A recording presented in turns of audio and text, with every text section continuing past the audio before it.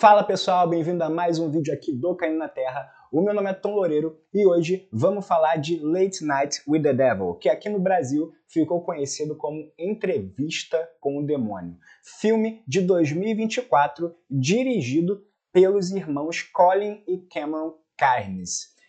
Esses diretores, eles são australianos, essa produção uma coprodução entre diversos países, tem diversas produtoras envolvidas e é um filme original da Shudder, que é um serviço de streaming lá de fora que é famoso por algumas produções independentes de filmes de terror.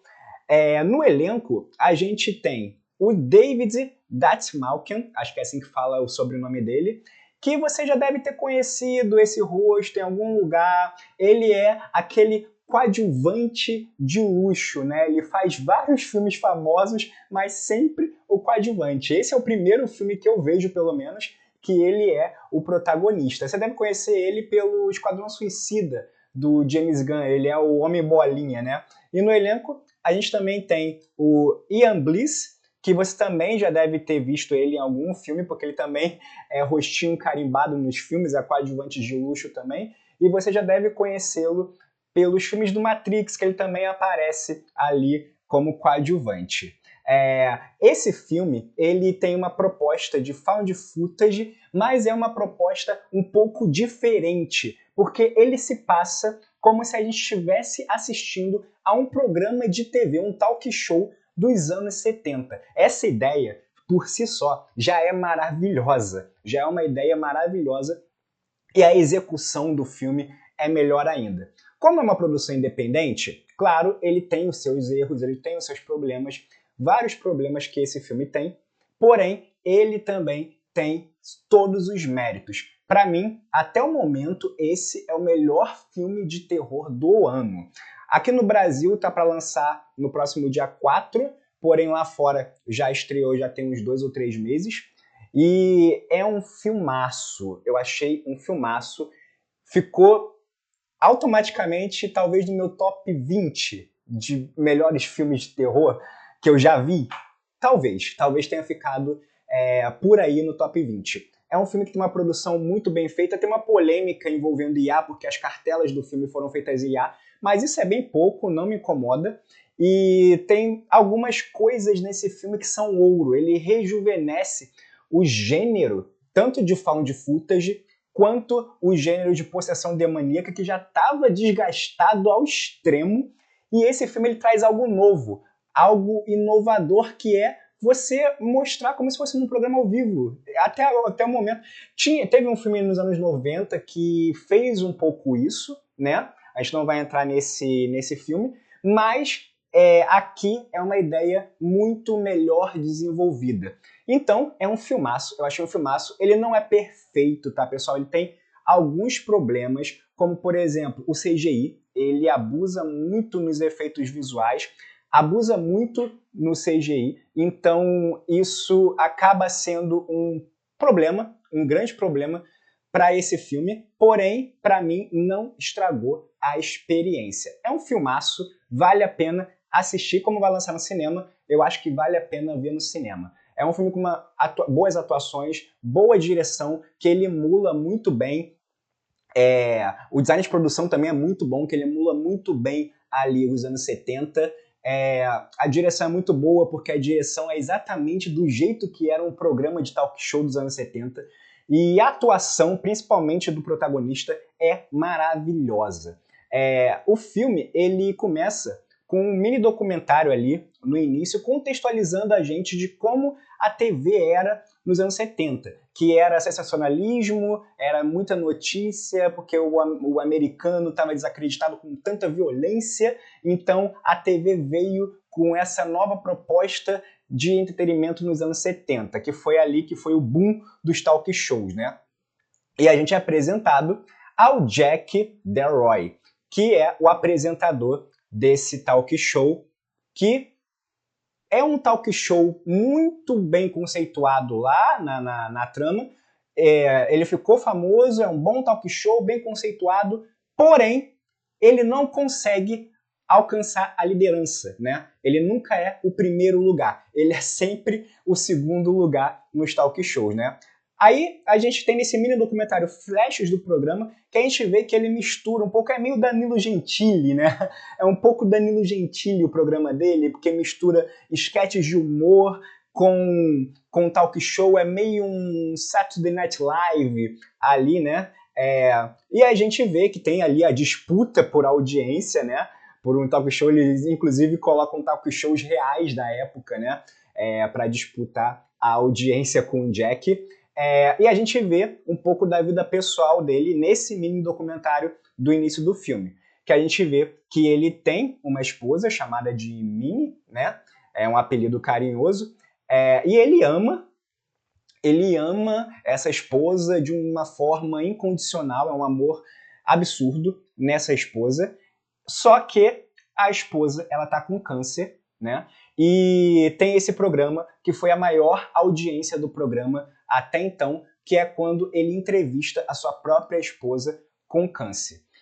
A esposa dele morre logo depois dessa entrevista, e aqui a gente também tem flashes um pouco da vida pessoal do Jack, que ele participa de uma seita estranha, que o líder da seita tem essa cara de coruja, uma coisa bem esquisita, bem surrealista, então tem flashes disso, e tem isso que ele participa, ele é um membro assíduo dessa seita, né? Dessa comunidade que o documentário fala, né? Eles falam que é essa comunidade. Bem, mas até aí tudo bem. Mas aí depois que a esposa dele morreu, o Jack ele entrou numa depressão, numa espécie de depressão profunda, né? Porque ele amava muito a esposa. E aí o programa dele começou a despencar a audiência, caiu de segundo para 23º, 25º, então caiu muito a audiência do programa, e por causa disso o diretor e o próprio Jack eles começaram a apelar para o sensacionalismo, e aí o programa virou o programa do Ratinho, né? Com porradaria no meio do programa, coisa bem sensacionalista, tipo, ele com um anãozinho ali, né? Coisas da TV dos anos 70, que no Brasil, nos anos 90, tinha muito dessas coisas, né? Mas aí a gente vê que nada disso funcionou, estão para cancelar o programa, e aí tem a última tentativa, que é fazer um especial de Halloween. E aí fala que, assim, a gente vai ver o filme, ele mostra uma cartela falando, vocês vão ver agora, e o narrador fala, vocês vão ver agora o programa que deu errado, não sei o quê. Então a gente já sabe que vai vir coisa ruim aí, né? E aí eu acho legal que aparece a cartela com o nome disso é claquete, né? Com o nome do programa e tal, é o programa 335, no dia 31 de 10 de 1977. Exatamente na noite de Halloween. É um programa que passava ali no fim da noite, né, início da madrugada, então a gente vai ver esse programa, né? E esse começo do filme, com a montagem, com a estética dos anos 70, já é sensacional, já mostra porque o filme se veio, e aí o filme ele te mostra que o roteiro já é diferenciado. Por quê? Porque ele não perde tempo desenvolvendo o personagem durante todo o primeiro ato, não. Esse filme, ele já, nesse recurso de botar um mini documentário, como se fosse uma matéria jornalística, no começo do filme, já contextualiza a gente de tudo que a gente precisa saber pro restante do filme.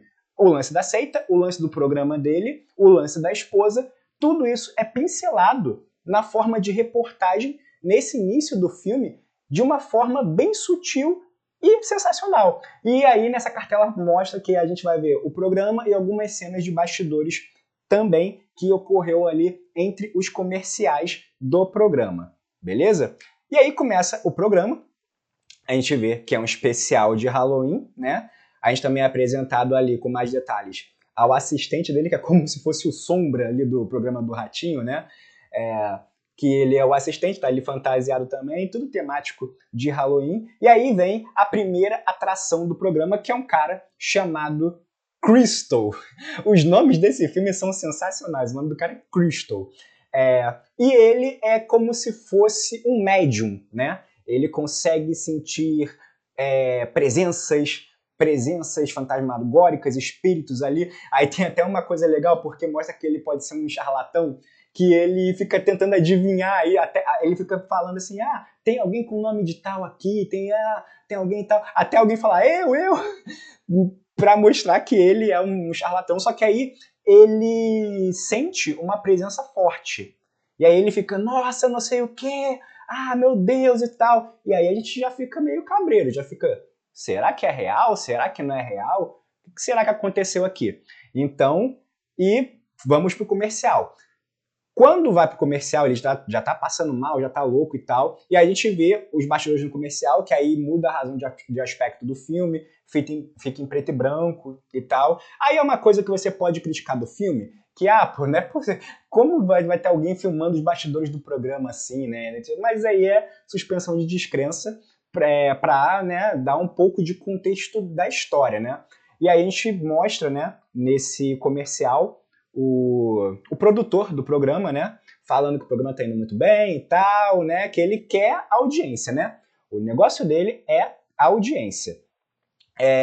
E aí volta, né, e a gente é apresentado ao Carr, que ele é um ilusionista profissional, que ele virou, de uma certa forma, um investigador paranormal, né? Ele desvenda mistérios colocando como truques de ilusionismo. Basicamente é isso, é um ilusionista que virou um investigador paranormal, né? E aí ele tá entrevistando o Carr, e aí o Crystal tá ali no palco ainda, ele começa a passar mal e ele começa a vomitar uma coisa preta ali, super nojenta. Aí a gente vê um pouquinho do CGI estranho, né? Mas como é muito rápido, não incomoda.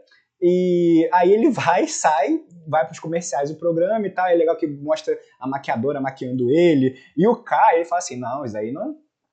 Eu não acredito nisso e tal, ele deve ter forçado o vômito. O Kai, ele vai ficar o filme inteiro não acreditando em nada que ele vai ver, né?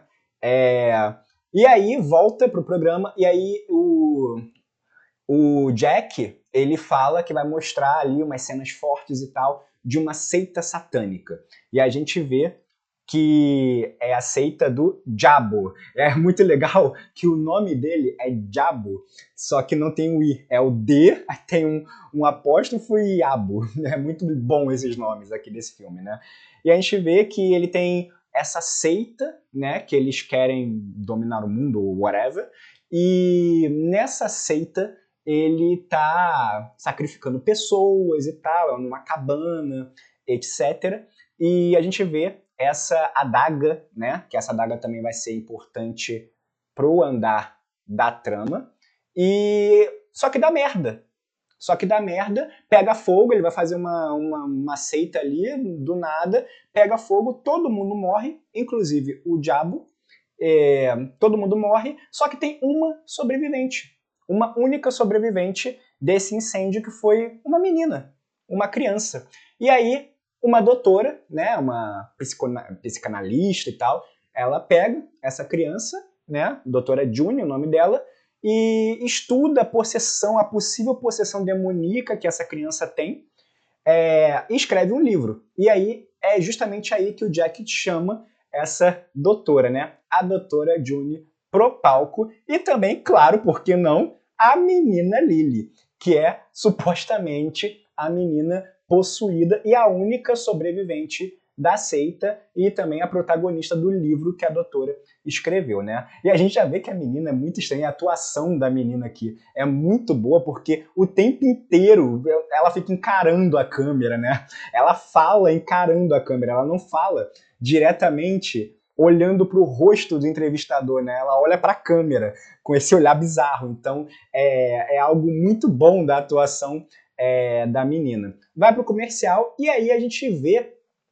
que o Jack e a doutora June, eles têm um chamego ali, eles são bem próximos, então dá a entender que eles são amantes já são ficantes ali há um tempinho, eles já se conhecem intimamente há um tempo, né?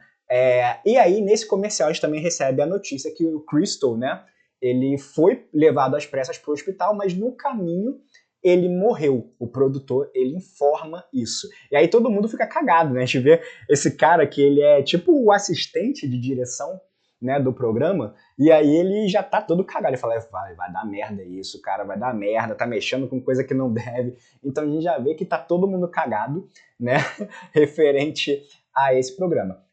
Mas volta o programa, né? E a gente vê que tem coisas ali, itens da seita do diabo ali, inclusive a adaga tá ali no programa. E aí, do nada, enquanto ele tá entrevistando, começa uma microfonia muito forte, e aí o assistente lá, ele tenta tirar o microfone, ele toma um choque, então tudo ali, e aí o cara, ele consegue tirar ali o fio, ele fala, isso aqui é tudo sensacionalismo, não sei o quê, falando, né, como se não acreditasse em absolutamente nada, né.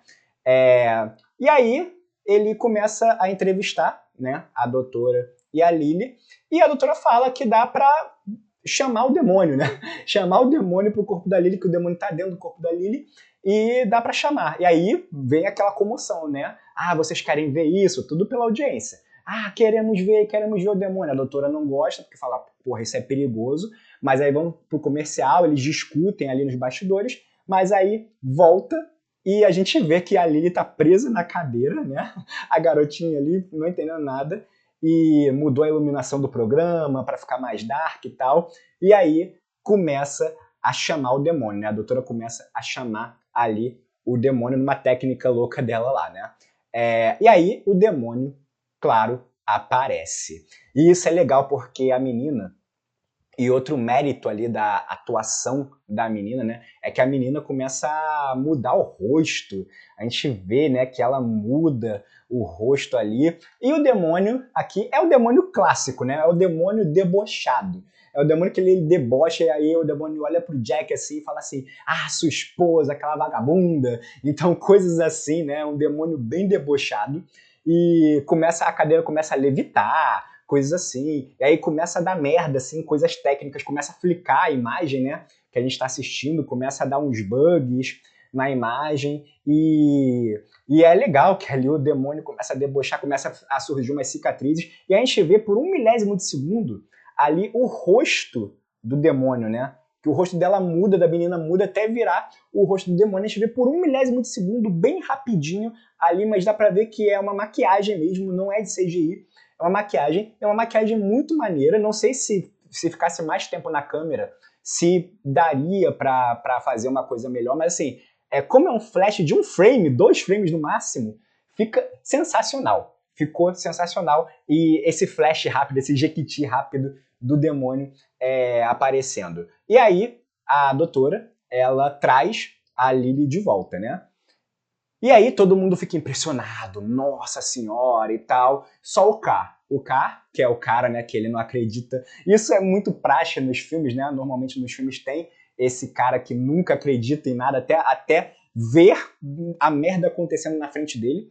E aí o K, ele não acredita, né? Ele fala ali no meio da entrevista, não vou acreditar e eu vou provar pra vocês como é que ela fez isso. Né? Porque ele tem uma parada assim, que é assim, se não tiver como provar, eu vou dar um cheque aqui de não sei quantos milhões de dólares para quem me convencer que realmente é uma possessão demoníaca. Mas aqui, no caso, ele não acredita, né? Então ele não quer dar o dinheiro pra menina, aí fala assim, mas isso daí é porque você não quer dar o dinheiro. Aí ele fala, não, então eu vou mostrar como é que ela fez isso. E aí ele chama o assistente dele, senta na mesma cadeira, e ele começa um processo de hipnose, tanto com o cara, com o assistente, quanto para todo mundo ali e também para os espectadores, porque ele coloca assim na câmera, ele fala, todo mundo olha aqui. Beleza, depois da hipnose, nada mudou, não é? Mas ele fala assim, tem uma coisa aí no seu pescoço, fala para o assistente. E aí começa a sair minhoca do pescoço do cara.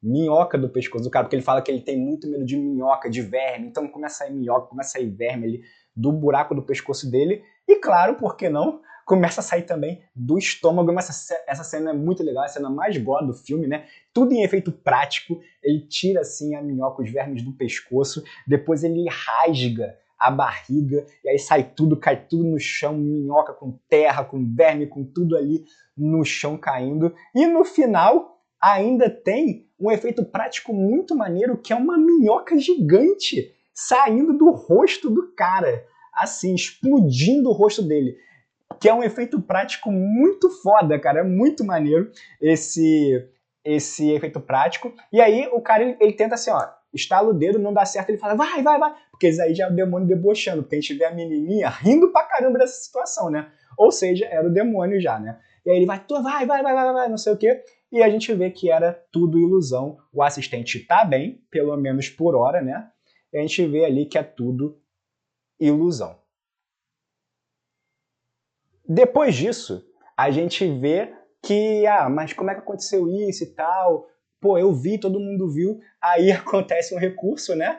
Que ele pede para rodar a fita que acabaram de gravar. E a gente tem aqui o VAR, né? O VAR do programa, que aí ele fica reagindo, né? Fazendo um react a tudo que aconteceu ali. E não tinha nada de minhoca, não tinha nada de verme, era tudo ilusão da cabeça dele, produto da hipnose. Tanto que muita gente ali não ficou hipnotizada, que o próprio Carr falou. Mas funcionou. E aí, já que o VAR não mente, né? A menina falou assim, já que o VAR não mente, por que não roda de novo, joga pro VAR a fita da menina possuída? Ali no começo do bloco.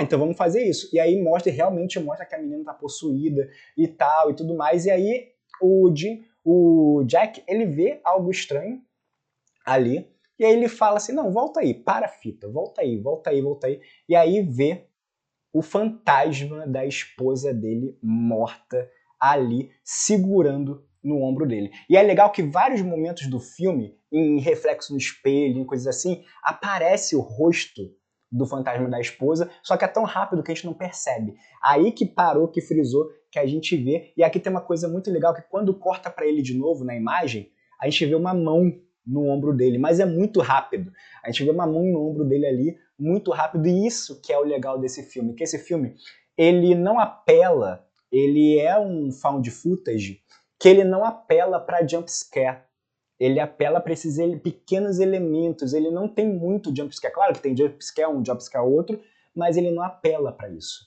ele não apela para isso, e isso é ouro nesse filme, é uma coisa que é a atmosfera, coisa que eu falei na minha review do Exorcista, que é a atmosfera construída, não é o susto, é a atmosfera do filme sendo construída. E isso é ouro nesse filme. Eu adoro isso nesse filme, que ele consegue construir uma atmosfera gradativa de terror. Depois disso, dá merda, já que é o demônio mesmo, o Vá confirmou que é o demônio, aí o demônio ele começa a atacar, e aí que é a minha crítica negativa ao filme. Porque o design do demônio é um design meio tipo assim, é um puta CGI com saindo raio azul da cabeça dela, a cabeça da menina racha, começa a levitar, então é um puta CGI estranho, né? Um puta CGI estranho, um efeito muito estranho, que pra mim não funcionou, mas isso não tira o mérito do filme pra mim.